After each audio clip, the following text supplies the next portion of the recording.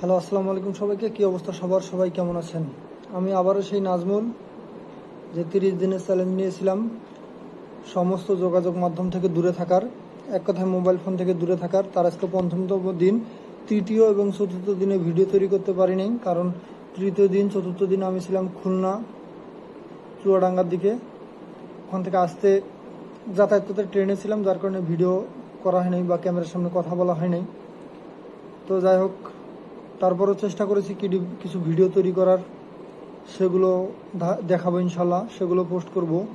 এই যেমনটা দেখছেন, একটা ভিডিও পোস্ট করেছি কালকে রাত্রে, আর একটা আছে ওটা পোস্ট করবো ইনশাল্লাহ। এই ৫ম দিনের ভিডিওটা আবার কালকে ইনশাল্লাহ পোস্ট করে দেব। আমি আমার মতো চেষ্টা করে যাচ্ছি, কতদূর পারতেছি না এটা জানি না। তো আপনারা যারা আমার এই 4টা ভিডিও দেখেছেন বা 2টা ভিডিও দেখেছেন, তারা অবশ্যই বলবেন আমার ভিডিওগুলো কেমন হয়, বা আমি কি আসলে ক্যামেরার সামনে কথা বলতে পারবো কিনা, বা আমি আমার নিজের ভিতর কোনো পরিবর্তন আনতে পেরেছি কিনা, সে একটু মতামত দিয়ে যাবেন অবশ্যই। অথবা কি করলে ভালো হয়, কারো কোনো দিক নির্দেশনা থাকলে অবশ্যই দিয়ে যাবেন। কারণ মানুষ ভুল করবে, এটাই স্বাভাবিক, আমিও ভুল করবো, এটাই স্বাভাবিক। যদি কোনো ভুল আপনার চোখে ধরা পড়ে, বা দেখা যাচ্ছে যে আমার এটা পরিবর্তন করা উচিত, বা এই অঙ্গভঙ্গিটা বা এই কথাটা, এই বচনভঙ্গিটা আমার পছন্দ নয় বা ভালো নয়, এটা পরিবর্তন বা সংশোধন করার কথা বলবেন। আসলে নিজের মধ্যে সংশোধন আনতে চাই, যতটুকু পারি নিজের মধ্যে সংশোধন আনতে চাই। এই জন্যই মূলত ফোনটা হাতে কম করে নেওয়া বা সামাজিক যোগাযোগ মাধ্যমগুলো ছেড়ে দেওয়া।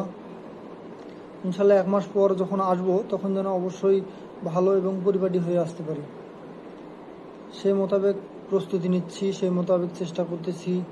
কতদূর পারবো জানি না, তবে চেষ্টা আমি করে যাব। এই 30 দিনে না হলেও আবার 30 দিনের প্রয়োজনে চ্যালেঞ্জ নিব। তখন ওই 30টা ভিডিও ইনশাল্লাহ ফেসবুকে আপলোড করব। এই 30টা ভিডিও যেমন ইউটিউবে আপলোড করতেছি, পরের 30টা ইনশাল্লাহ ফেসবুকে আপলোড করব। তারপরও নিজের চেষ্টা করব, নিজের জায়গা থেকে যতটুকু করা যায়। আর কতটুকু পারবো কিনা জানি না। এক কথা বারবার বলতে যদিও ভালো লাগে না, তারপরেও বারবার বলতেই হচ্ছে, কারণ যারা আমার মতো নতুন, একদম নতুন, ক্যামেরার সামনে কথা বলতে পারেন না, বা মানুষের সামনেই কথা বলতে পারেন না, দেখা যাচ্ছে 2-4টা মানুষ থাকলে সেখানে কথা বলতে আমাদের একটা কি বলে অস্বস্তি বোধ করি, কথা বলতে পারি না।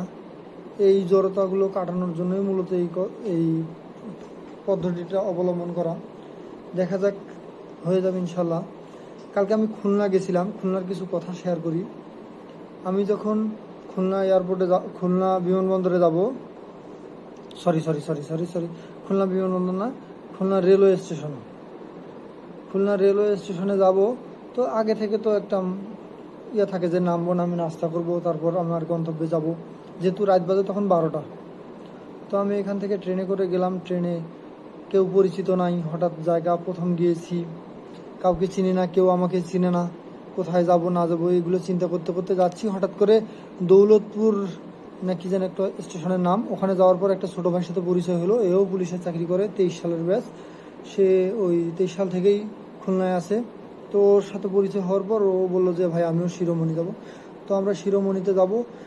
এখানে আগের একটা স্টেশনে সোলো করার কথা বা একটু দাঁড়ানোর কথা, ট্রেনটা দাঁড়ায় নাই, ডাইরেক্ট চলে গেছে, যার কারণে আমাদের খুলনা যাইতে হয়েছে। খুলনায় ওখানে যাওয়ার পর ট্রেন থেকে নেমে দুইজনে নাস্তা করতে গেছি।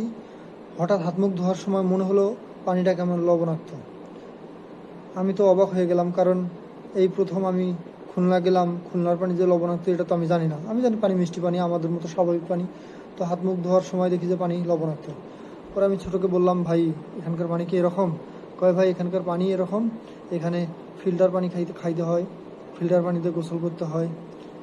পরে যাই হোক বুঝলাম, তারপর ফিল্টার পানি দিয়ে নাস্তাটা করলাম। নাস্তা করার পর রাত 12টা বাজে, তখন আমি লাইনে গেলাম।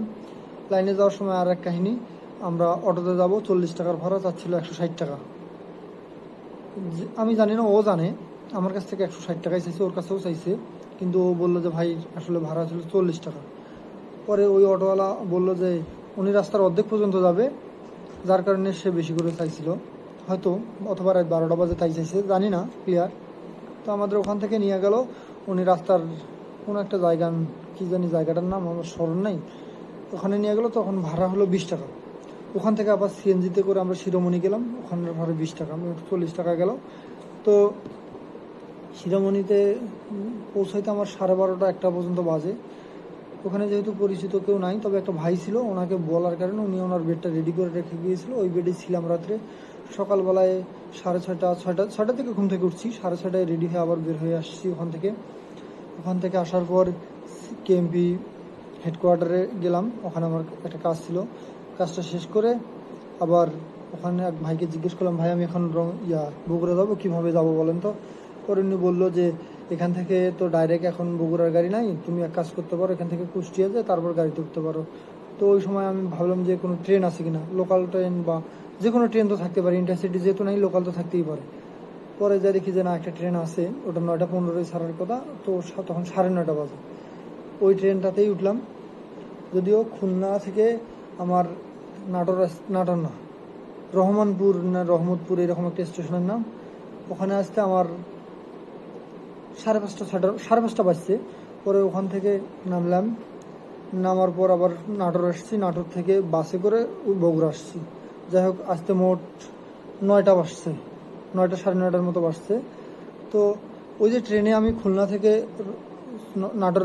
নাটোরের আগের স্টেশন পর্যন্ত আসলাম, প্রতিটা স্টেশনে ট্রেনটা থামছে, প্রতিটা স্টেশনে নতুন কিছু দেখেছি। যেমন আমি আসলে ড্রাগন চাষ সেইভাবে দেখি নাই, ওইদিকে দেখলাম ড্রাগন চাষ করছে, কলা চাষ করছে, পেয়ারা চাষ করছে, এগুলো আবার মানুষ বিক্রি করতেছে। এই যে